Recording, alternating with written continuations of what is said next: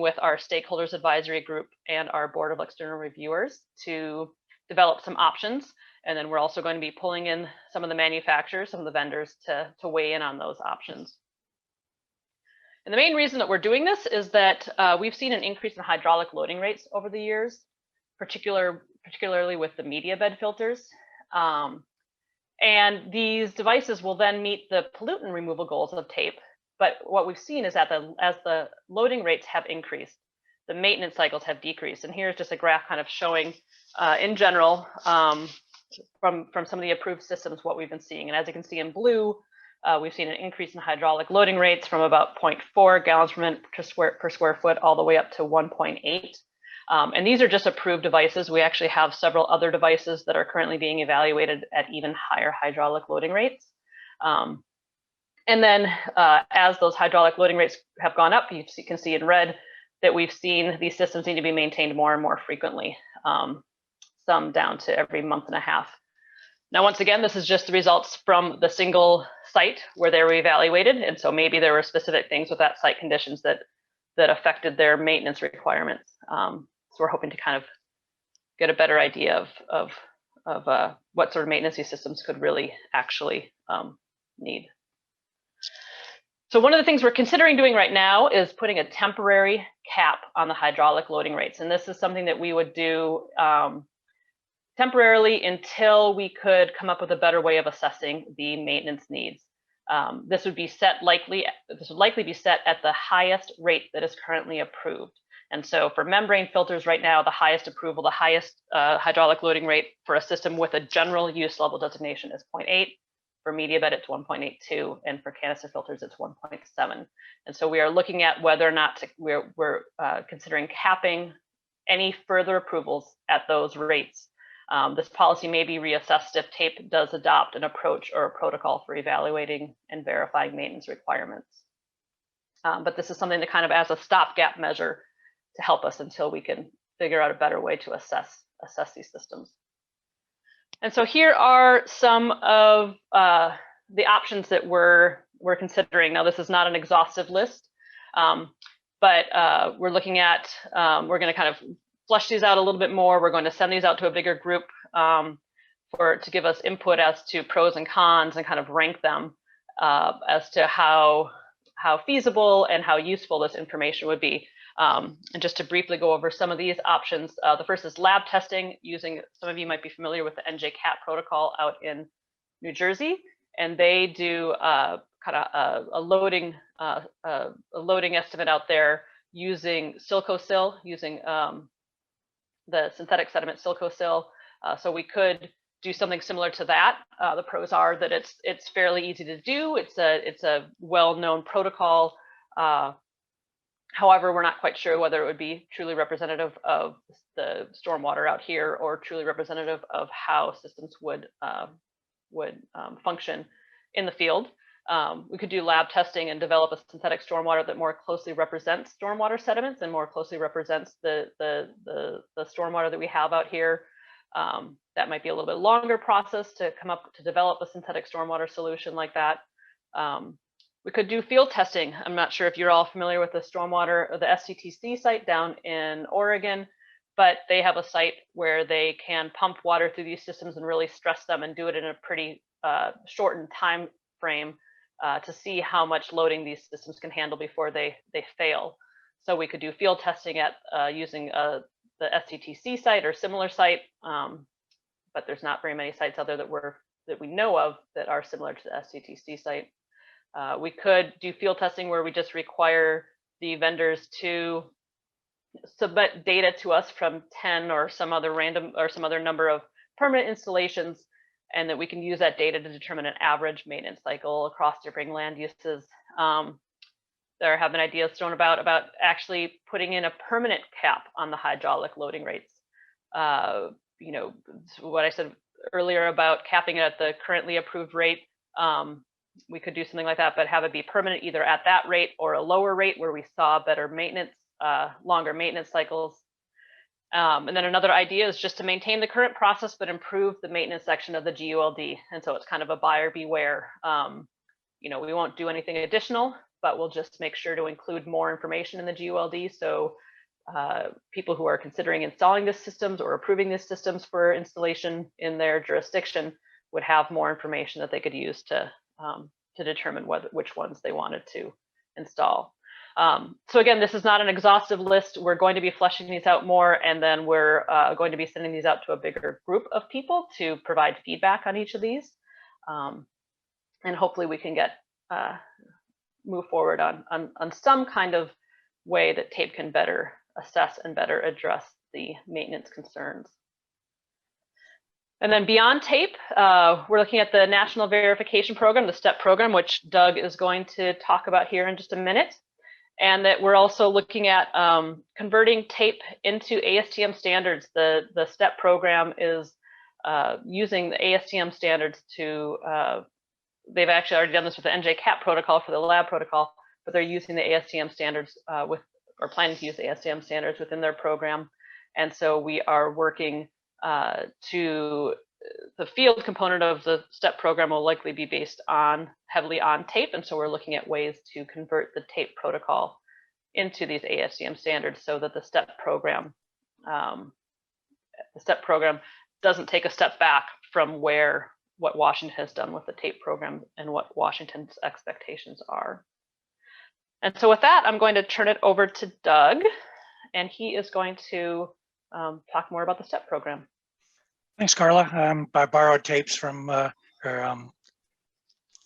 slides from Seth Brown from NMSA, so that's why you're seeing the NMSA logo on this thing. So STEPP is the Stormwater Testing and Evaluation for Products and Practices. It's an idea right now about creating a national program that can replicate what's going on in New Jersey and what's going on in Washington. New Jersey doing lab, Washington doing field studies. We're out here in the upper left-hand corner of the country, and so people around the United States somewhat doubt that our water is similar to theirs, our rainfall is like theirs, or our dirt is like theirs, and so they don't want to use our data, but there's a need for field data to be done. So STEPP is trying to fill in that spot. So the principles, what we're trying to do with STEPP is to reduce the cost and time to get these products to market. We want tools, and we want people to be able to use these new ideas for BMPs, but in most cases, it's very costly to get those things online. And so if we can get a single program in one location that will work for the entire country, that helps the manufacturers get their products approved and showing that they work, and also get them on market quicker. STEPP is focusing on verification that the sampling work was done in accordance with the protocols that are going to be in ASTM. They will not be doing certification for use within a specific location. There will still be a TAPE website here in Washington State that takes the verified data from STEPP and certifies that product for use here in Washington State. We're also trying to do under the STEPP program is to have public domain BMPs included in the testing, things like swales and wet ponds, have those go through the same level of rigor to determine whether they are good or not. Okay, Carla, next one. So we've been going at this since 2012. Our initial investigation into the need took place at a WEFTEC conference, kind of an ad hoc meeting at a WEFTEC conference that got people started on looking at the need for a national program. The feasibility white paper was developed. Then we had a couple 4-day meetings in Arlington, Virginia, to have a committee to talk about where we go and what we're doing. And at that point, one of the things we decided was we thought it was a good idea to have this overarching administrative organization of STEPP, and then move the NJCAT lab testing program and the TAPE program into that overarching, so we weren't having to create something new and go from there. And so we developed several subgroups trying to find funding, and working with ASTM to get things organized. We're also working with the state of Minnesota to help us find a place to have STEPP sit. So, so you go to the last one, Carla. So the effort here of STEPP is to verify the products. And we're trying to do this in a way that is amenable to the needs and desires of the people that are going to be using the device, as well as the people that are manufacturing it. So the manufacturers may say, I only want to go through lab testing. And so I want to market my product to people who only need lab testing for their comfort level that they're getting the product they want.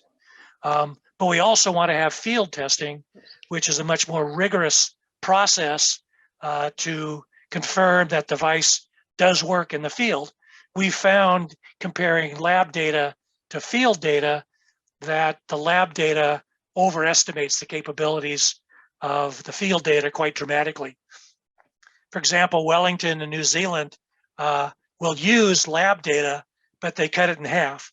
So if the device shows an 80% removal rate for TSS in the lab in Wellington, Wellington gives them 40% credit for that device, which is probably not a bad feeling. So getting 80% credit for TSS removal here in Washington State using the field studies that we require is not an easy task. And the devices that meet that are devices that will do a good job. Then the second part of this is the certification program. STEPP will not be doing that because every different jurisdiction is going to want to have different requirements. Here in Washington, we require 80% removal of TSS in a certain influent range. We require 30% removal of dissolved copper. There are other places that are going to be requiring nitrogen removal or different percentage removals for TSS. Well, we want them to be able to use this information that was collected and verified by STEPP to actually create their own certification program. So I would use, or somebody from Ecology would use a verified product from STEPP that says they meet 80% removal under the field testing guidelines within STEPP.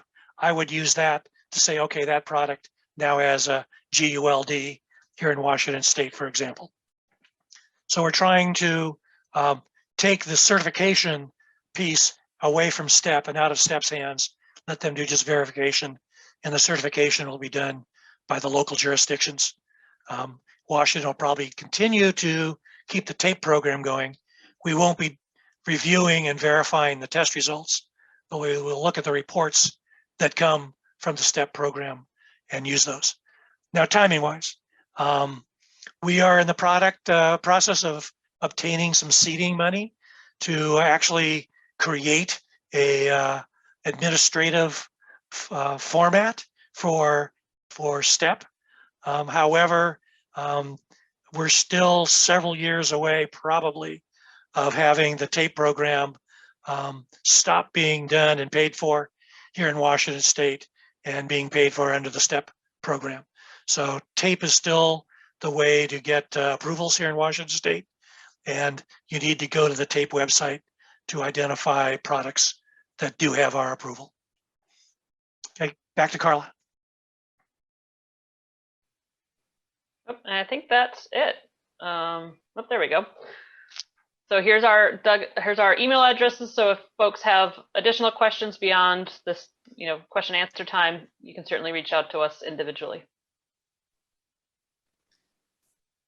All right, it looks like we have a couple minutes here. If anybody thinks of questions, oh, it looks like one popped up. How do you think the TAPE and STEPP programs may change if and when the municipal NPDES permits begin to require testing and reporting against permit benchmarks?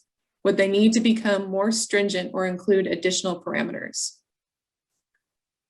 That's a very good question. Right now, we do get specific data. We do get specific information on the influent concentrations and effluent concentrations. And so we can report their ability to meet a specific benchmark as opposed to a percent removal. Our state requirements for municipal permits look at specifically look at percent removals, but we could change the requirements to look at specific benchmark numbers, values that are coming out, things that they can't exceed at the same time. So we can do that same thing there. I just saw a chat thing from Jim Lenhart, who is ASTM vice chair for the Stormwater Products Committee at ASTM. The committee is E64. It just got created this past year. Stormwater products were under concrete products, and we moved them out of concrete products into our own subcommittee of E64. And Jim is the vice chair, if I remember correctly. So Jim, there's your shout out for ASTM. All right, another one is, will STEPP take maintenance needs into account? We're trying very hard to do that. We have the limited ability to make people go to multiple sites because it gets very expensive. They're paying $250,000 to $350,000 to get approval. The cost of doing all the testing is getting into that range. And so they're spending a lot of money. And if we make them go to multiple sites to do the testing, then no one will do it. And we'll just be stuck with the products we have right now. So we're trying to find, and Carla talked a little bit about our attempts to find better ways to identify the maintenance cycles for these devices. And anyone that has an idea that we might be able to use, we're looking forward to getting those ideas, because we want to put out a whole raft of ideas and get feedback on what people think of those ideas, and then more officially build them up. Carla, do you want to speak to that a little bit? Well, I was just going to say, I think everyone within the STEPP program recognizes the need to really take maintenance needs into consideration. I think the stumbling point is how to best do that, and we're struggling on how to do that just within Washington State, and I think trying to figure out how to do that on a national level will probably be a bigger hurdle. But I definitely think that is something that everybody on STEPP will be pushing for and will be aiming for.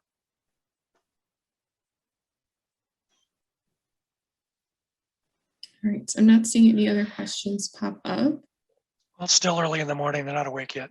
Yeah, nobody's finished their coffee yet.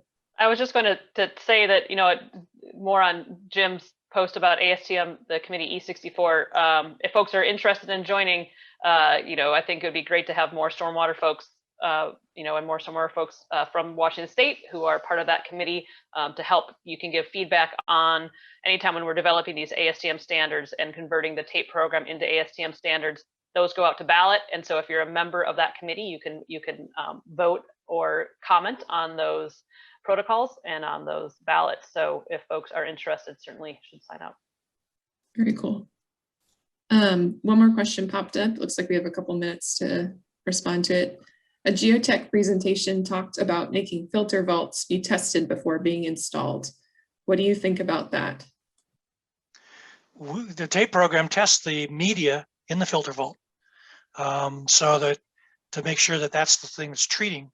So we are treating the media that's in the filter vault. We do not allow proprietary BMPs to utilize the existing soils for their treatment capabilities.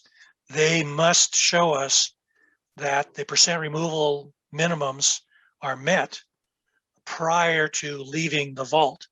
So if a treatment, there are manufactured treatment devices that are designed to give a pre-filter and then put water into the ground for treatment, for further treatment.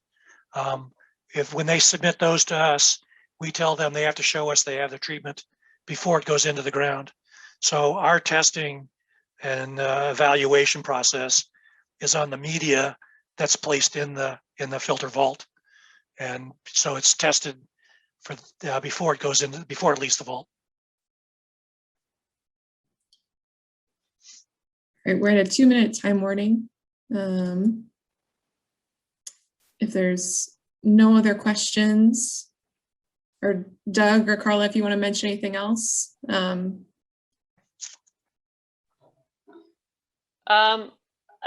Just that, you know, as I said, we're going to be developing these kind of options or ideas for the assessing tape maintenance, and you know, we have a group that is looking at them now as we flesh the ideas out a little bit more, but then we'll be sending them out to a wider group. And so if there are folks who may be interested in kind of weighing in on the pros and cons of those, I think we may be looking for additional input. And so if you're interested in being considered for that, feel free to send me an email. We also didn't tell you where you can find the tape website. So if you go on Ecology's website and type tape in the little box up in the right-hand corner, the first thing that comes up will be the tape website. And to find out the devices that are approved, you have to go down the tape website to a table that's embedded in the tape website, and you can see the devices that are approved and what level of approval they have.